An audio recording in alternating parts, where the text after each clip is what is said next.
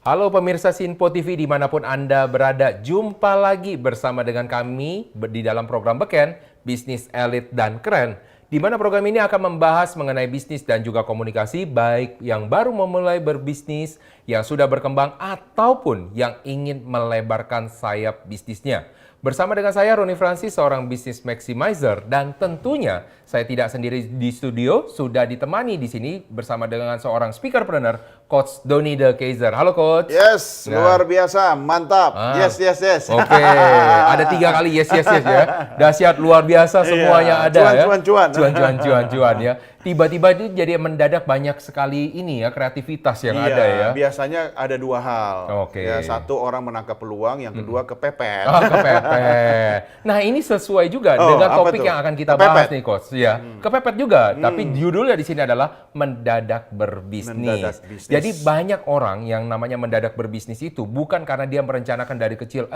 Gue pengen dari kecil itu pengen dan namanya jadi pengusaha. Enggak juga ya. Rata-rata dulu kalau misalnya ditanya masih kecil pengen jadi apa? Presiden, pengen jadi pilot. Tetapi ketika waktu lagi dewasa nggak diterima kerja, akhirnya dia berbisnis. Dipecat dari pekerjaannya, dirumahkan dari pekerjaannya, akhirnya dia mendadak berbisnis. Nah lalu bagaimana mereka ini bisa bertahan bahkan sampai bisa bertumbuh dan berkembang? Inilah yang akan kita bahas dalam episode kali ini, mendadak berbisnis. Oke Coach. Ya. Nah kalau misalnya dalam mendadak berbisnis ini Coach ya, orang-orang tadi kan sebenarnya kalau kita lihat tidak punya siap mental, betul ya? Dan kadang-kadang apalagi, nah kalau misalnya orang dirumahkan, sebelumnya mungkin mereka punya namanya tabungan ya. Jadi kalau misalnya ada beberapa orang yang mereka akhirnya dirumahkan, mereka sebelumnya sudah ada lah walaupun tidak banyak tabungan-tabungannya. Jadi ketika mereka akhirnya dirumahkan, ya udah. Mantap lah ya. Iya, lu pecat, gua bikin katanya. Mantap kan yang pertama, makan tabungan. Iya. Nah yang kedua yang jadi masalah adalah mereka udah nggak dapat support dari orang tua. Ada nih Coach ya, dia perantauan. Dikasih nggak duit dari orang tua? Ada, orang tua pasti baik ya kasih ya, uang ya, walaupun untuk makan lah ya. Tapi ternyata dia untuk tujuan dari misalkan dari kampung, masuk ke kota, tujuan dia pasti untuk kerja. Nah, ketika untuk kerja, dia udah kos di sana, terus dia udah lamar-lamar kerja, nggak dapat, habis duit tabungannya. Jadi mau kayak gimana lagi? Jadi dia mau nggak mau, dia harus jualan. Yang dia bilang namanya berbisnis. Nah, itu gimana Coach? Orang-orang kayak gitu bisa nggak jadi besar karena kayak begitu Coach? Ya, kalau dia sabar, ya kan? Sabar dan sabar menanti. Ya sebenarnya kan yang penting begini, setiap orang pasti kan punya masalahnya sendiri-sendiri. Ya Kan? Tetapi orang itu bisa sukses apa tidak, kuncinya adalah dia menyelesaikan masalahnya. Oke. Kalau dia tidak menyelesaikan masalahnya, dia berkutat dalam kehidupan yang sama, ya kan, tidak bertumbuh, ya dia tidak akan naik kelas. Oke. Sebenarnya kalau mau naik kelas itu apa sih? Punya masalah? Ya kan dikasih Bukan. soal kan? Oh iya. Masalah itu kan soal kan? Iya. Kita selesaiin nggak? Nah, harus selesai. Harus. Setelah selesai, kita tunggu hasilnya. Iya. Kalau layak, kita naik kelas. Iya. Jangan kita belum menyelesaikan masalah, kita belum mulai apa-apa, kita bilang begini, saya kembalikan pada Tuhan. Loh, itu tugas elu. Selesaikan dulu, ya kan, sisanya nanti Tuhan yang menentukan gimana. Iya, yang ada nanti Tuhannya nanya kenapa dibawa-bawa, mulai aja kok belum. gue dibawa-bawa, lu yang bikin masalah, Tuhan yang diseret-seret, ya kan. Sering sekali tuh di negeri Konoha kayak gitu kan. Iya. Konoha ya tapi Coach ya, udah memastikan doang nih. Iya. Nah, kalau misalnya tadi kita membahas soal namanya orang mendadak untuk berbisnis ya, kita harus tahu dulu mendadak itu kenapa sih atau penyebabnya. apa sih? Atau apa sih yang definisinya? Kenapa dibilang mendadak bisnis? Iya, berarti ada mendadak, ada bisnis. Iya. Oke, Nah, kita tanya dulu sama abang layar lebar. Iya, yang pertama mendadak itu adalah tanpa diduga. Jadi sebenarnya kalau orang udah nggak punya uang ya, dia tanpa diduga, ya dia harus ya tanpa diduga sebelumnya sekonyong-konyong atau tiba-tiba ya namanya untuk berbisnis. Jadi kalau misalnya orang udah tahu dia nggak punya uang ya, itu bukan tiba-tiba dia nggak punya uang kan. Nah, jadi kalau misalnya dibilang dia kesulitan ekonomi dan memang keluarga sulit ekonomi, sebenarnya tidak dibilang dia mendadak berbisnis, ya, tapi dia terpaksa berbisnis. Jadi ada perbedaan. Tetapi kalau orang dirumahkan, Ketika dia sudah bekerja, baru dia mendadak berbisnis. Karena mungkin dia belum tentu bisa langsung mendapatkan pekerjaan. Saya punya ada satu teman coach ya. Jadi dia dulu di satu bank, tahu kan waktu itu krisisnya zaman-zamannya bank itu banyak yang dilikuidasi. Iya, betul. Akhirnya kan dilikuidasi, banyak orang yang akhirnya dirumahkan. Padahal bukan berarti... Seneng dong dapat rumah. Wah, dirumahkan, ditaruh di rumah, tapi rumahnya lu bayar Rumah sendiri. sendiri, ya. Nah, karena dia dirumahkan, artinya kan dia belum siap sebenarnya ini coach ya. Dia mau ngelamar kerja lagi, orang kondisi lagi belum bagus kok. Akhirnya apa yang terjadi? Mau nggak mau dia harus mempunyai bisnis. Dilihat dari tabungan adanya duit berapa. Apa yang bisa dia lakukan? Akhirnya dia mendadak punya bisnis tertentu lah di situ ya. Dan akhirnya bisnis jalan nggak? Jalan, terpaksa. Tapi bisnisnya hanya cukup menghasilkan untuk kehidupan sehari-hari. Cukup untuk makan, ya, cukup untuk anak sekolah, ya, tapi nggak cukup untuk yang lain-lainnya. Hidup begitu aja. Buat bertahan lah ya. Buat bertahan aja. Sampai akhirnya dia harus, suatu saat dia diterima lagi bekerja di perusahaan yang berbeda. Nah, itu disebut dengan namanya mendadak. Ya. Nah, yang kedua, yang kalau misalnya kita tahu, orang bisnis itu pasti pengen jadinya bagus ya Coach ya. Pengen jadi namanya bisnisnya sempurna sistemnya. Nah, pertanyaannya, sempurna itu definisinya apa? Nah, kita coba lihat lagi ya deh Coach ya. Nah, secara dari KBBI, yang pertama sempurna itu adalah utuh dan lengkap segalanya. Kira-kira bisnis bisa nggak sih Coach utuh dan lengkap segala-galanya? Agak sulit ya. Walaupun bisnis yang dari konglomerat besar, bisa nggak Coach? Enggak juga sih. Jadi bisnis tidak akan pernah sempurna Tidak pernah sempurna, justru ketidaksempurnaan itu dia bisa buka bisnis baru. Ah, itu dia ya. Bagus itu ya. Yang mensupport bisnisnya yang utama. Betul. Iya, bahkan kadang-kadang bisnis itu sengaja dibuat tidak lengkap. Ya, kalau kita mengacu yang kedua adalah lengkap dan komplit. Contoh, bisnis sekolahan. Pernah nggak lihat sekolah-sekolah yang besar? Ya, sekolah-sekolah yang besar, apakah dia punya bisnis dari mulai awalnya semuanya ada? Ayo coba cek ya. Dia sudah besar nih, sudah jalan. Guru punya nggak dia? Punya. Guru pasti dong, karena itu yang bisnis utamanya. Sedangkan saya tanya, security-nya bagaimana? Outsource. Outsource. Cleaning service-nya bagaimana? Sama. Outsource juga. Artinya memang sengaja dibuat tidak lengkap supaya dia bisa fokus terhadap apa yang utamanya. Makanya bisnis outsourcing saat ini juga menjadi salah satu bisnis yang diminati. Bisnis spesialisasi.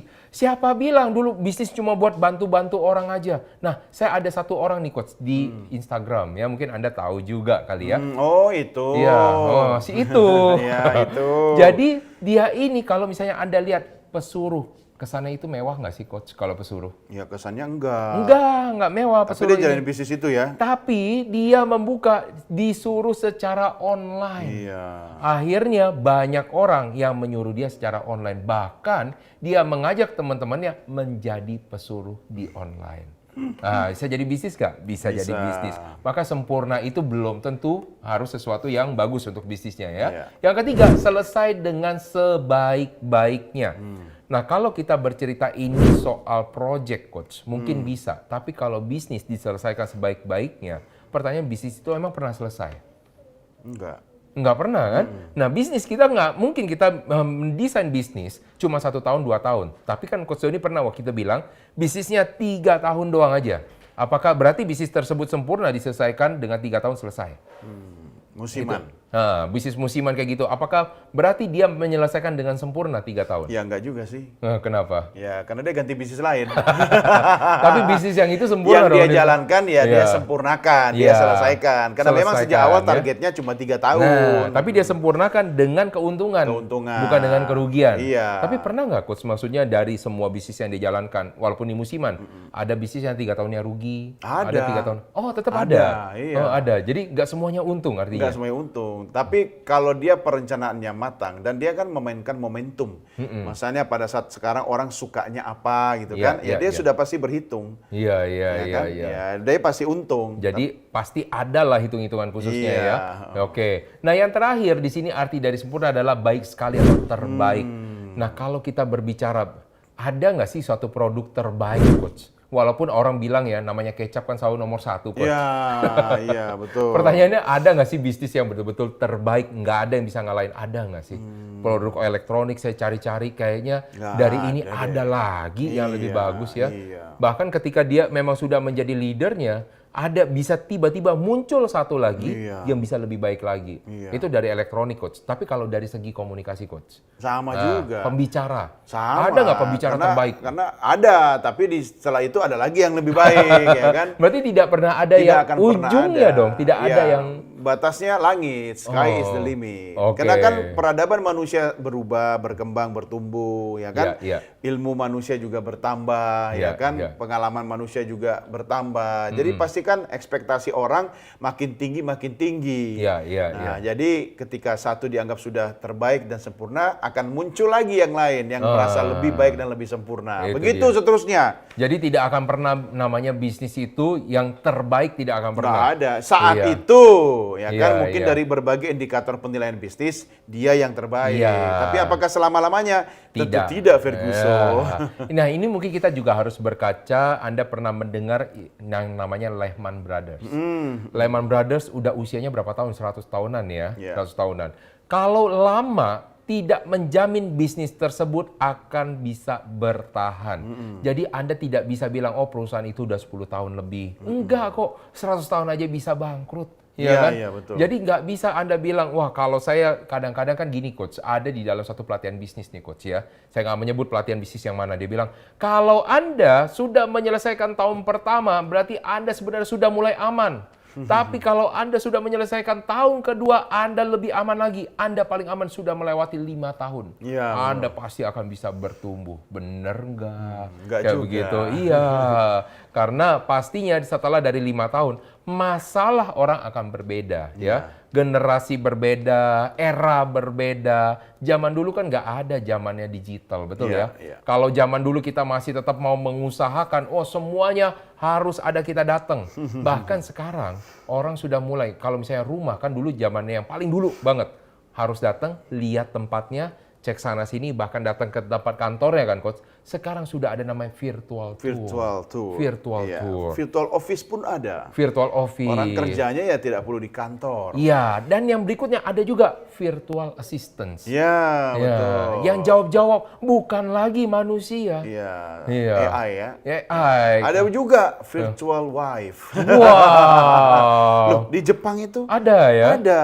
Ya, bahkan boneka ya kan. Artinya dia hidup dengan boneka. Jadi mungkin karena kehidupan orang di sana itu lebih banyak pada aktivitas bisnis ya, bekerja pekerjaan nomor satu lah ya. Sampai kehidupan sosialnya udah terpinggirkan gitu kan. Ada itu. Jadi kalau misalnya sekarang udah hidup dalam dunia virtual, itu salah nggak sih sebenarnya Coach kalau orang sekarang virtual? Ya enggak juga, tetapi kalau menurut saya jangan meninggalkan sisi kemanusiaannya. Ya kan, kita kan aspek humanismenya ini kan yang membuat kita berbeda dengan makhluk lain ciptaan Tuhan. Iya, betul. Jadi itu tetap dibawa. Nggak bisa kita mundur lagi bahwa zaman sudah secanggih ini kita balik ke zaman purba, nggak bisa. Tetapi tetap di era sekarang ini sisi aspek kemanusiaannya harus tetap dijaga dan dibawa. Nah, itulah jadi pemirsa yang harus Anda perhatikan. Bisnis dadakan boleh, tapi sesuaikan juga dengan era atau zamannya. Nah, kita akan lanjutkan lagi, maka terus pastikan Anda bersama dengan kami di dalam program Beken, Bisnis Elit dan Keren.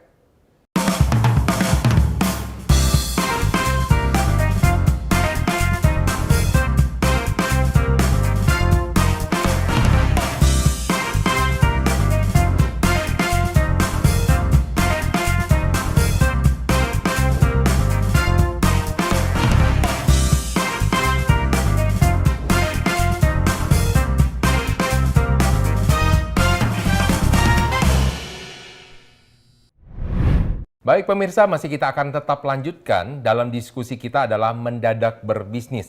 Sebelum itu kita akan sama-sama mendengarkan pendapat dan pertanyaan masyarakat berikut ini. Perkenalkan, saya Susila Meta Dewi. Izin bertanya, apakah banyak orang yang berbisnis awalnya bukan karena niat berbisnis?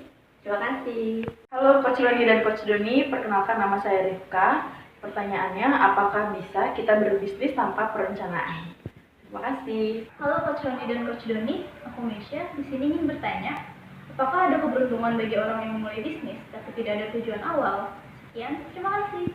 Oke, ternyata setelah itu banyak orang yang nanya nih Coach ya, yang harus kita bahas ya. Yang pertama, apakah banyak orang yang berbisnis awalnya bukan karena niat sebenarnya? Banyak kecelakaan atau kepepet tadi, ya kan? Atau karena tidak punya pilihan. Oke, tidak punya pilihan. Kayak Jack Ma ya, tidak punya Jack pilihan. Jack Ma itu kan dia ngelamar kerja kan awalnya kan? Iya. Tapi ternyata dari 10 orang yang melamar di perusahaan makanan cepat saji, 9-nya diterima, dia yang enggak. Dan di beberapa kesempatan juga dia mendapatkan situasi yang sama, dia tidak diterima bekerja. Akhirnya kepepet kan? Iya. Bagaimana dia bertahan hidup dengan kemampuan bahasa Inggris yang dia miliki, ya kan? Dia mulailah segala macam sampai akhirnya seperti yang kita lihat sekarang ini. Jadi Anda jangan sampai misalnya ketika Anda ditolak untuk bekerja, jangan sampai Anda bilang, oh saya yang paling sial. Enggak. Kalau seandainya Jack Ma seandainya diterima, tidak akan ada namanya Alibaba. Iya. Ya. Yang Alibaba yang bisa terbang itu bukan Coach? Apa itu? Alibaba. Oh, Alibaba. Alibaba juga. Justru sebenarnya kalau Anda ditolak, sebenarnya Tuhan sedang menunjukkan kembali rutemu yang benar. Nah, ya betul. Kan? Bukan di situ, tapi di sono gitu. Iya, jadi kadang-kadang ada orang yang dipecat, Coach ya. Jadi ada satu cerita nih, Coach. Beneran nih, ada satu cerita tentang supir, Coach. Nah, ini kejadiannya kenapa? Karena saya kenal orangnya, ya. Jadi supir ini dia dipecat sama atasannya. Supir ini memang pada saat di sana ketika dia lagi bekerja nyebelin banget. Ya, sampai tapi dia atasannya takut karena kenapa? Supir senior. Wah, tahu ya supir senior itu kadang-kadang banyak yang berlaga ya. Belagu. Iya, atasannya pas waktu lagi memecat dia lebih galakan dia. Sampai ketemu dengan satu atasan, ini dipindah-pindah karena di perusahaan ya. Atasan yang baru yang lebih muda, lebih berani. Wah, lu mau jual, gua beli. Katanya. Akhirnya apa yang terjadi? Dia galak-galak sama atasannya, dipecat, dirumahkan. Bisa ya? Iya, akhirnya dirumahkan. Sebel. Tapi karena dia bingung, waktu lagi di rumah dia nggak bisa ngapa-ngapain kan, Coach. Mau nggak mau dia langsung jadi penjual yang tulen.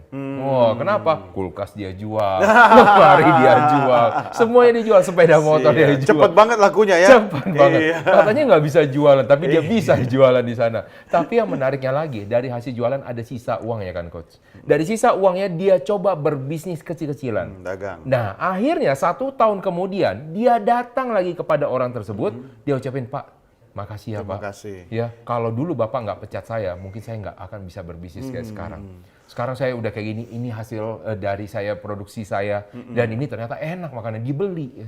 Dibeli dan ternyata ya banyak yang suka dan sekarang udah mulai berkembang.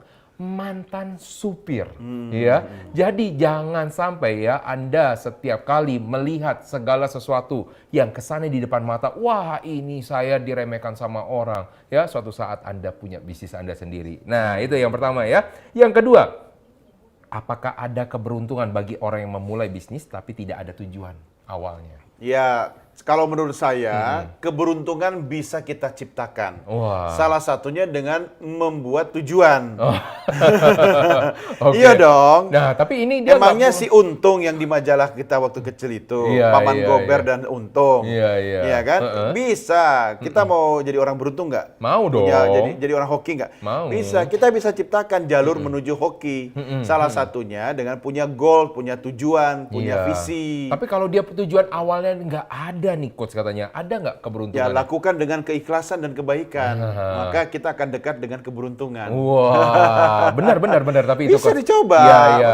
Ketulusan, keikhlasan. Iya. Contoh membantu orang, bisnis membantu orang. Tujuannya apa sih sebenarnya? Membantu orang mendapatkan solusi. Iya. Kayak tadi tukang suruh apa? Pesuruh online, ya kan? Pesuruh online. Itu kan sebenarnya kan dia punya niat bantu orang kan? Betul. Kemudian dikasih uang, ada selisih, dikasih fee, ya kan? Akhirnya kan kemudian jadi solusi bagi orang lain, jadi bisnis. Iya kan? Bisa. Benar. Nah, jadi sebenarnya ada satu penelitian yang dilakukan dan ini studi ya. Studi ada bagaimana cara orang-orang yang beruntung. Jadi ada studi yang dilakukan, saya lupa nama orangnya siapa, tapi dia bilang ada empat hal yang harus dilakukan. Salah satunya. Saya tahu. Apa? Penelitinya Donny de Keyser. Tapi bukan 4 yang ini. Ya. Nah, satu yang pertama yang harus diingat adalah dia membuka peluang sebanyak-banyaknya. Artinya apa? Dia keluar, dia membangun network sebanyak-banyaknya. Berteman dengan banyak orang, ketemu dengan banyak orang. Betul. Jadi nggak ada katanya sewaktu di dalam studi tersebut, orang yang katanya sial ini, Coach, katanya ya, memandangnya lebih sempit dibandingkan orang yang beruntung. Ya, kenapa? Dia selalu memandang ketika lagi orang, misalkan contoh ya, ini studi dilakukan apa? Di dalam satu rumah makan, ya, sama-sama ada orang yang dia menganggap diri sial, ada menganggap diri beruntung, diundang ke tempat yang sama.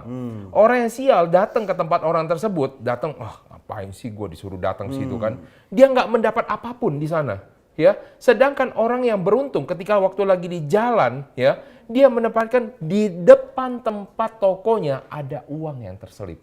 Dia bisa ambil. Ketika dia lagi duduk bersama dengan orang-orang di situ, dia melihat, kok ada banyak uang. Dia kumpulin uang-uang tersebut. Dan memang itu disengaja, Coach. Pertanyaannya, kenapa bisa begitu? Ternyata setelah diteliti, orang-orang dengan pemikiran yang menganggap diri mereka sial, mereka sudut pandang mereka sempit dan cenderung mereka melihat segala sesuatu tidak ada.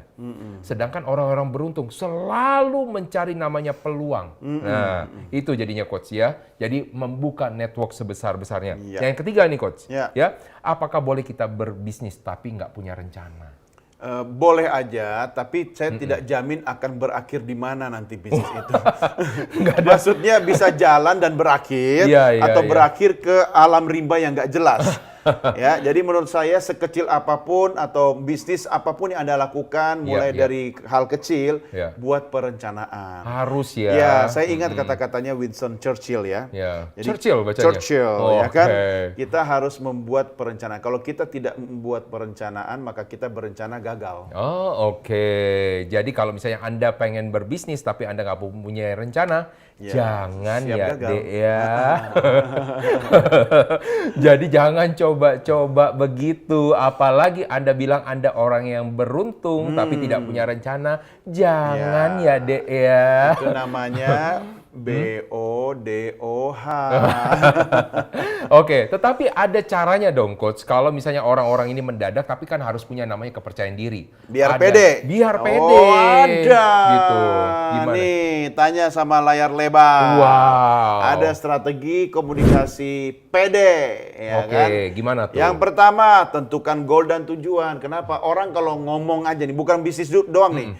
Ngomong aja, bicara aja. Kalau nggak jelas tujuan dia bicara, ngalor ngidul kan? Nggak jelas kan? Ngalor ngidul, wetan kulon, ya kan? Nggak jelas, itu akhirnya jadi pembicaraan yang menurut saya tidak ada manfaatnya.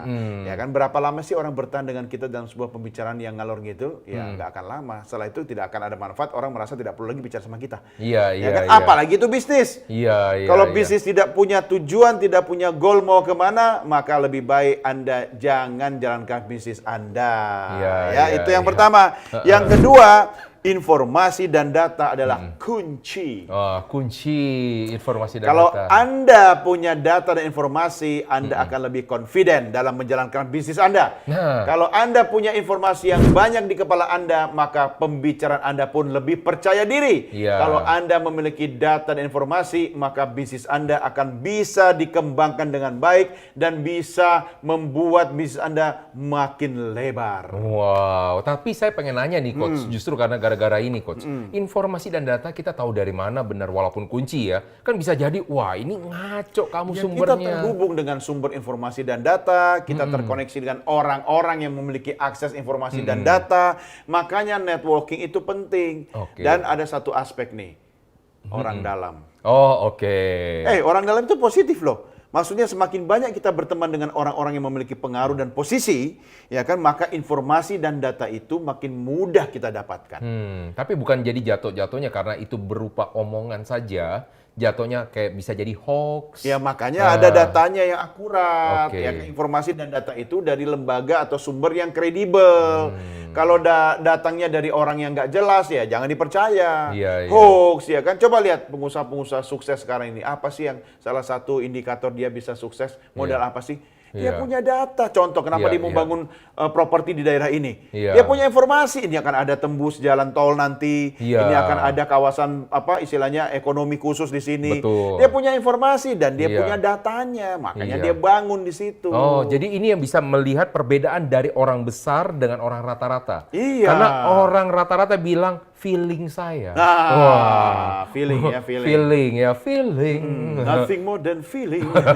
Jadi ketika dia bilang rasanya, menurut dari keyakinan saya, ini pasti bisa laku. Ya, bisa saja kalau orang itu memang kekuatannya di intuisi. Nah, itu yang saya pengen bilang, Coach. Ada satu hal yang orang bilang dengan namanya gut feeling. Iya. Nah, masalahnya kita bisa memastikan gut feeling kita benar atau tidak? Enggak. Ada nggak caranya? Nggak tahu.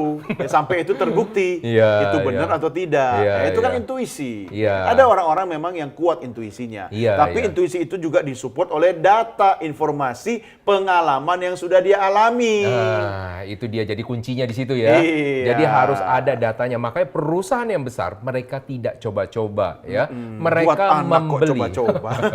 Mereka membeli data, bahkan data tersebut pun juga mahal. Iya, betul. Nah, maka akan ada banyak hal lagi yang akan kami sampaikan kepada Anda pemirsa. Maka terus pastikan Anda bersama dengan kami tetap di dalam program Beken, Bisnis Elit dan Keren.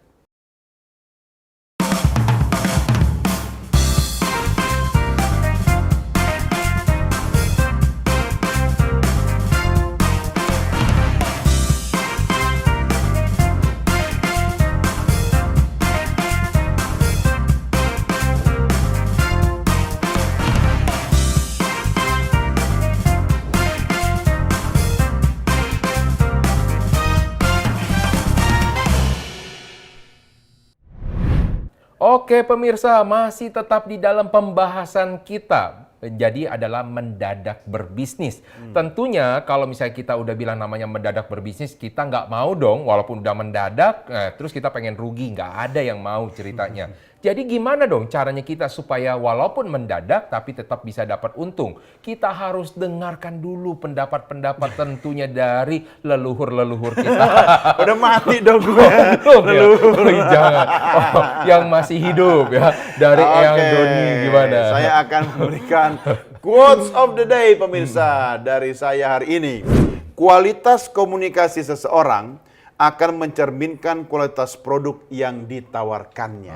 Maksudnya gimana tuh? Kalau produkmu berkualitas, itu tercermin dari kata-kata yang disampaikan. Oh, maksudnya? Jadi iklannya atau kata-kata iklannya atau bagaimana? Ya, kualitas komunikasi itu terdiri dari kata-kata yang diucapkan, cara yang dilakukan, ya kan? Mekanisme, sistem dan semuanya. Ini kan bicara tentang apa yang keluar dari mulut dan bukan cuma mulut. Bagaimana Anda mengkomunikasikan produk Anda kepada orang lain. Contoh, pernah lihat nggak iklan supercar? Supercar, ya Lamborghini. Lamborghini. Pernah? Di mana? Pernah di dalam mimpi saya. Tidak kan? pernah ada. Kenapa? Karena produknya sudah berkualitas. Jadi dia tidak perlu iklan. Jadi orang tahu ya kan. Dan kenapa kok tidak ada iklan Lamborghini di televisi? Karena pembeli Lamborghini bukan orang yang menghabiskan waktu nonton televisi. Nah, untung saya udah nggak pernah nonton televisi. Berarti saya kualitasnya udah Lamborghini ya. Saya tetap harus ya, karena bekerja di bidang televisi.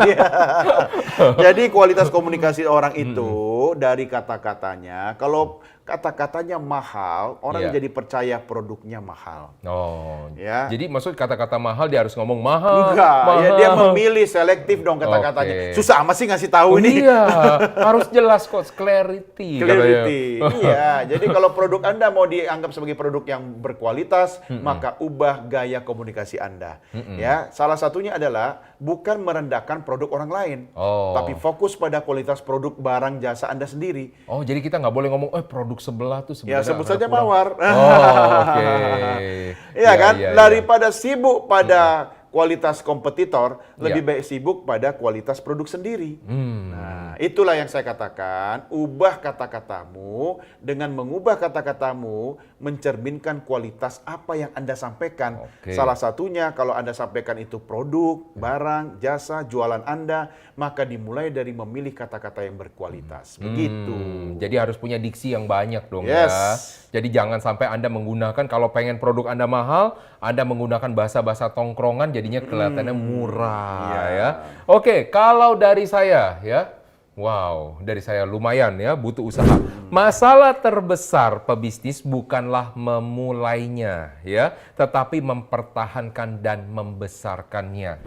Jadi kalau misalkan Anda bilang Anda mendadak berbisnis, itu bukan masalah. Tetapi bagaimana cara Anda mempertahankan? Banyak sekali ya, kalau misalnya Anda cerita, sekarang misalnya contoh ya, ayam goreng Coach. Ya, ayam kenapa? goreng lagi nih ya. Iya, kenapa? Si Bejo itu kan usaha ayam goreng Coach ya. Nah, si Pak Ijo juga pengen usaha ayam goreng.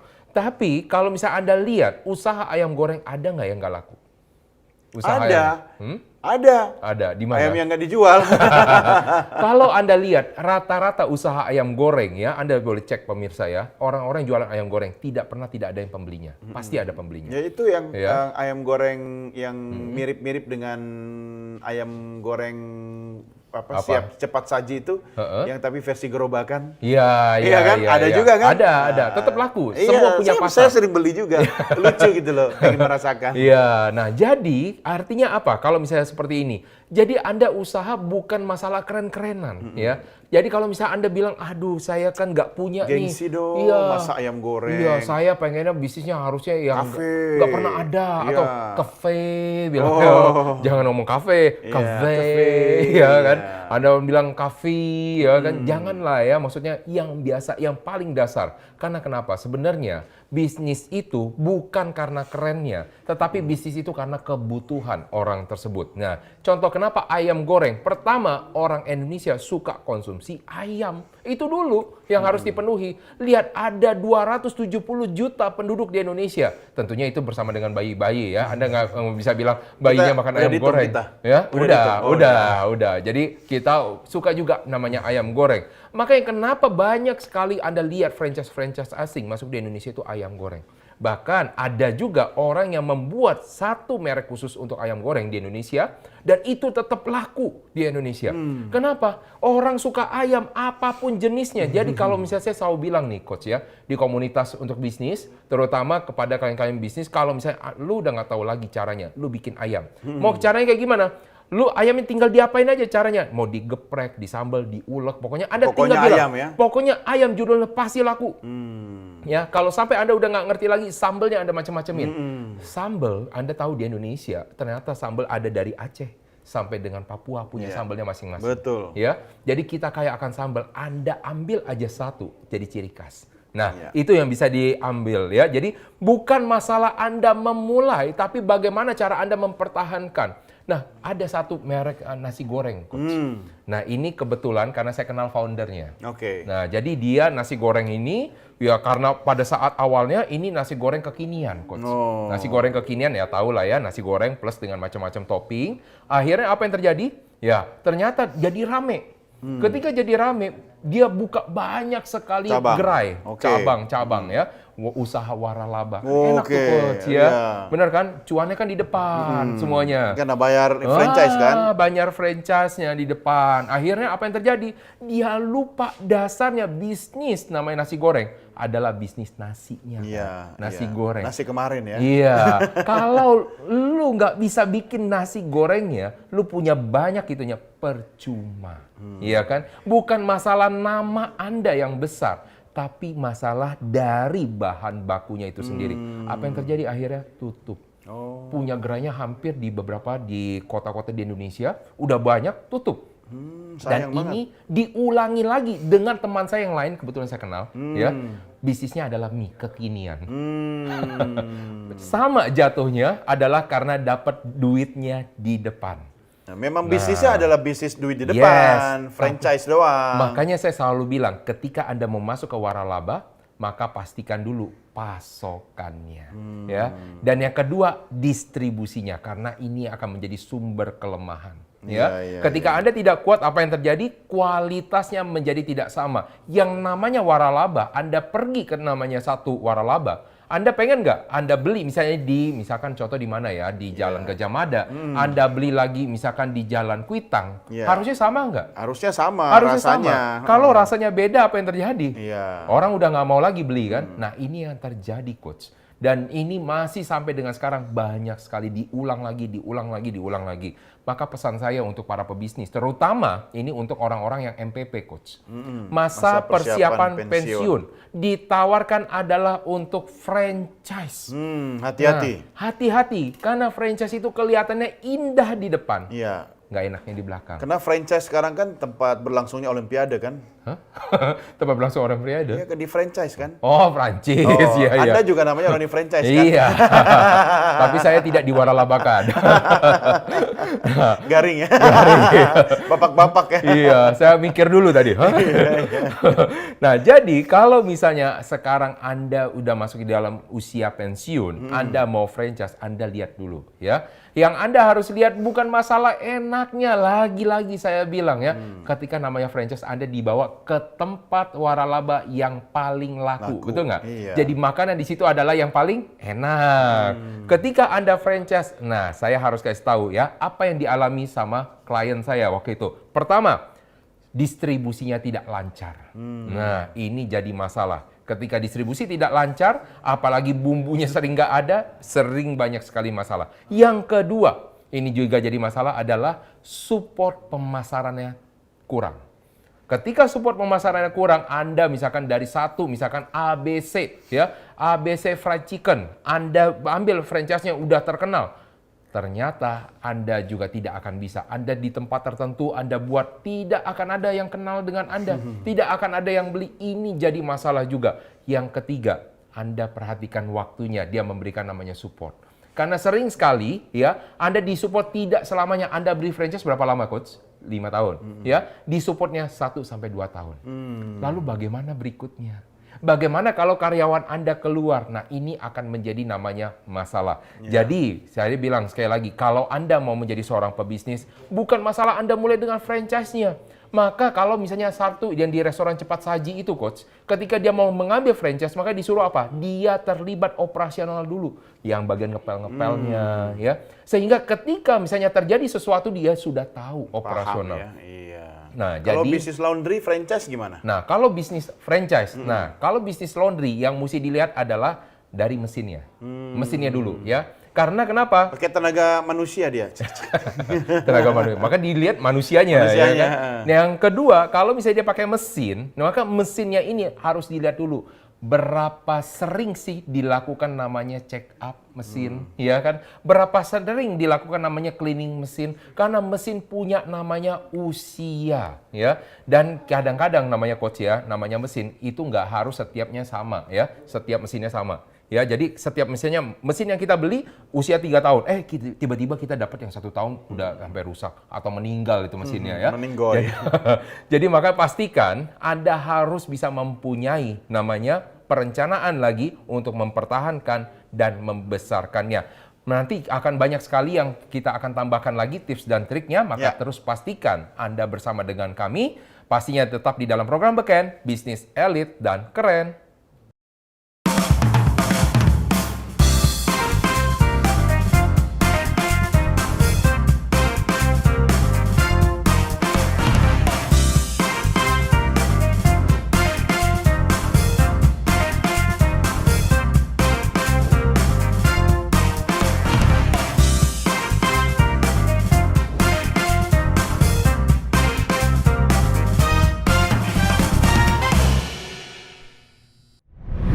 Baik pemirsa, masih kita lanjutkan pembicaraan dan diskusi kita tentunya di dalam satu tema khusus yang kali ini kita angkat adalah mendadak berbisnis. Nah, kalau misalnya kita sudah tahu di dalam masuk segmen ini, artinya Anda sudah punya bel tertentu. Wah, saatnya untuk tips dan trik yang akan kita bagikan ya. Bersama dengan saya dan juga dengan Coach Doni. Nah, kali ini saya yang akan membagikan terlebih dahulu. Biar nanti Coach Doni lebih banyak kasihnya di belakang. Oke, yang pertama ya Coach ya, dari saya dulu ya. Oke, yang pertama lihat kesempatan yang ada. Kadang-kadang orang memulai namanya mendadak berbisnis, dia akan jalankan dari apa yang bisa dia lakukan saat ini. Bisa jadi atau ya, bisa jadi ada tetangganya yang meminta bantuan dan akhirnya bisa dijadikan salah satu alasan untuk dia berbisnis. Contohnya, ada tetangganya jualan kue Coach. Wah, jualan kuenya udah laku banget, terutama di dalam dalam misalkan untuk hari raya, ya perencanaan itu di hari raya. Jadi untuk yang kirim-kirim hari raya ya. Jadi dia akhirnya menjadi seorang pebisnis juga untuk bikin kue. Nah, ketika dia lagi bikin kue karena kesempatan ini dari misalnya tetangganya kasih untuk beberapa hal yang orderan, akhirnya dia bilang, wah ternyata enak juga ya bisnisnya ya. Dapat gini, kok gitu boleh dong dia jual juga ke tempat yang lain. Tapi ya tetangganya bilang, boleh nggak gua jual ini? Boleh. Tapi jangan lu pakai merek yang sama. Nah, itu yang disebut dengan namanya etika bisnis ya.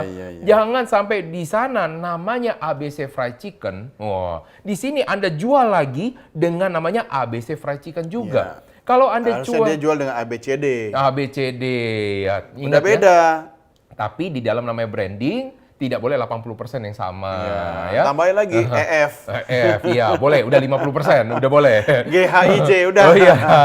Maka lihat dulu kesempatan yang ada. Bisa jadi dari mana? Kemampuan kita. Nah, kesempatan itu dari mana lahirnya? Kemampuan kita yang belum pernah terasah sebelumnya. Wah, ternyata dulu kita bisa untuk menggambar. Bisa jadi Anda jadi pelukis. Ada loh orang yang memulai ternyata dari dia masa pensiun jadi pelukis, ada. Jangan, walaupun dia nggak mahal-mahal banget ya, karena dia memulainya udah terlambat ya. Yang kedua, kita lihat dari penawaran yang ada. Oh, temennya bilang, bisa nggak lu bisa bikin kayak gini? Oh bisa katanya. Nah itu bisa juga dilakukan. Yang ketiga, selain dari namanya kesempatan, Anda melihat dari berita. Nah, tapi makanya jangan Anda nontonin Lambe Turah mulu ya. Anda lihat dulu kesempatan-kesempatan bisnisnya, itu bisa menjadi cuan-cuan atau pundi-pundi buat Anda ya. Jadi itu ya, jadi yang bisa dilakukan. Yang kedua, sesuaikan dengan kompetensi Anda ya. Walaupun di luar sana ada kesempatan membuat kecap nomor 1 di Indonesia karena ini kesempatan yang sangat baik sekali. Semua penduduk Indonesia suka dengan namanya kecap. Tapi Anda nggak punya kompetensinya. Nah, maka saran saya apa? Jangan ya, Dek ya. Anda cari yang sesuai dengan kompetensi Anda. Anda cari yang Anda bisa. Misalkan Anda melakukan namanya networking. Anda coba kalau bisnisnya networking juga, itu akan lebih baik buat Anda. Ya, Anda bisa elektronik, lakukan di elektronik. Nggak harus dengan kecap. Ya. Yang ketiga, jalankan bisnisnya yang baik, yang benar. Dengan perencanaan, analisa, evaluasi, perbaiki lagi. Pastinya nanti ke depan akan jadi lebih pebisnis yang besar, bukan pebisnis dadakan lagi. Nah, itu dari saya, Coach. Kalau dari Coach Doni bagaimana, Coach? Oke, dari saya apa tips komunikasinya? Yang pertama adalah langit adalah batasnya. Sky is the limit. Jadi batasnya apa? Tanpa batas. Selama Anda mampu mengeksplor kemampuan diri Anda, mampu menyiapkan strategi komunikasi yang baik, maka tidak ada yang bisa menghalangi Anda. Berarti nggak boleh ada di ruangan, karena tidak ada, kalau di ruangan ada langitnya. Langit-langit. Harus di luar dong. Di luar ya. Karena kalau dalam ruangan kan kita cuma bisa melihat itu-itu aja. Tapi kalau kita keluar banyak hal baru yang kita bisa saksikan. Yang kedua, bisnis yang bagus adalah yang dikomunikasikan ke publik. Ya. Sebagus apapun Coach Roni punya produk, ya, tidak akan ada gunanya kalau masyarakat tidak tahu. Karena kalau kita punya barang bagus, kita simpen sendiri, nggak akan terjadi bisnis. Yang terjadi adalah apa? Ketika Anda punya barang bagus dan tidak dikomunikasikan ke publik, yang terjadi adalah mengundang maling. Ya kan? Jadi barangnya harus bagus, produknya harus berkualitas, jangan lupa. Komunikasi publiknya pun harus berkualitas. Karena barang bagus, kalau cara komunikasinya jelek, maka bisa jadi bumerang. Dianggap barangnya jelek. Ya kan? Karena barang biasa-biasa saja, tapi komunikasi publiknya bagus, bisa menjadi wah. Ya kan? Jadi tergantung strategi komunikasinya. Dan yang paling penting, pemirsa, Anda harus rajin-rajin mengkomunikasikan kepada publik kalau Anda punya produk. Dengan cara apa? Lihat segmen pasarnya. Ya, kalau segmennya adalah generasi pengguna media sosial, ya fokus di media sosial. Kalau dia adalah penonton televisi, ya tayangkan iklannya di televisi misalnya. Ya, jadi kita harus sesuaikan, samakan frekuensi, samakan bahasa. Dengan begitu, barang atau produk Anda akan mudah dilihat, didengar, dan dirasakan oleh orang. Wow, bukan di Terawang ya namanya. Nah, itu uang. Tapi seberapa sering sih, Coach, karena tadi memancing sekali ya untuk ditanyakan ya, seberapa sering sih kalau misalnya orang dibilang harus rajin dikomunikasikan? Kalau sesuatu itu semakin sering disampaikan, dikomunikasikan, maka lama-lama akan masuk ke dalam alam bawah sadar orang. Oh, bukan artinya orang jadi enak gitu loh, Coach. Ya tergantung, makanya harus berkualitas.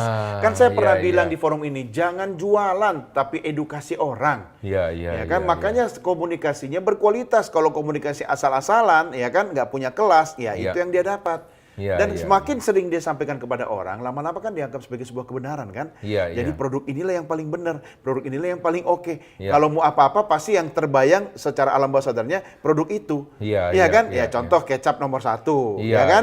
Ya, kemana-mana nyarinya kecap itu kan. Padahal ada juga kecap yang lain kan. Ada. Bahkan namanya pun, jadi kita mau bilang ada ini nggak, padahal bukan itu produknya ya. Itu dia. Oke, nah ada mungkin satu hal lagi nih Coach ya. Jadi kalau kita berbicara tadi soal orang yang harus terus rajin terus-terusan, jadi pernah nggak mungkin ya pemirsa di luar sana yang merasa pernah menonton iklan sampai ibaratnya enak banget muntah-muntah. Program ini lagi. Tapi itu tidak akan pernah Anda lupakan seumur hidup Anda. Ya? Karena ternyata di dalam prinsip NLP ternyata ya, prinsip Anda atau yang sesuatu yang Anda yakini tidak akan bisa digantikan sampai ada keyakinan yang baru. Nah, gimana caranya? Anda push terus-menerus. Suka atau tidak suka, hajar terus. Itu akan menjadi, nah itulah yang caranya dilakukan brainwash. Anda misalkan contoh bawa ke laundry ya? Iya.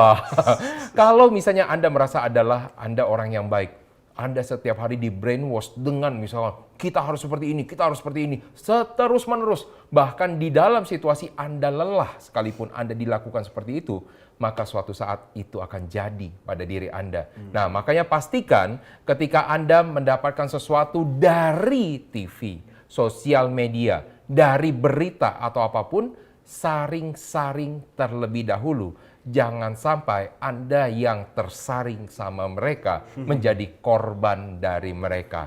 Nah, gitu kira-kira Coach ya. Nah, kira-kira karena sudah mulai habis koinnya, ya, sudah mulai belnya berbunyi. Masukin koin lagi, goyang lagi mobilannya. Pastinya kita akan bergoyang di episode berikutnya, Coach. Nah, makanya pemirsa, saya sarankan Anda terus nanti selalu melihat untuk di dalam program Beken, program bisnis elit dan keren, di mana program ini akan selalu membahas tema tentang bisnis dan juga komunikasi, baik dari bisnis yang baru dimulai, bisnis yang berkembang, ataupun yang ingin melebarkan sayapnya. Dan terima kasih juga kepada Coach Doni. Thank you, Coach. Sudah datang bersama-sama dengan saya dan di sini sudah memberikan tips dan trik dari leluhur, mbah, dan macam-macam sebagainya ya. Terima kasih pemirsa atas segala perhatiannya. Saya atas nama seluruh kru yang bertugas mengucapkan terima kasih dan sampai jumpa pada episode Beken berikutnya.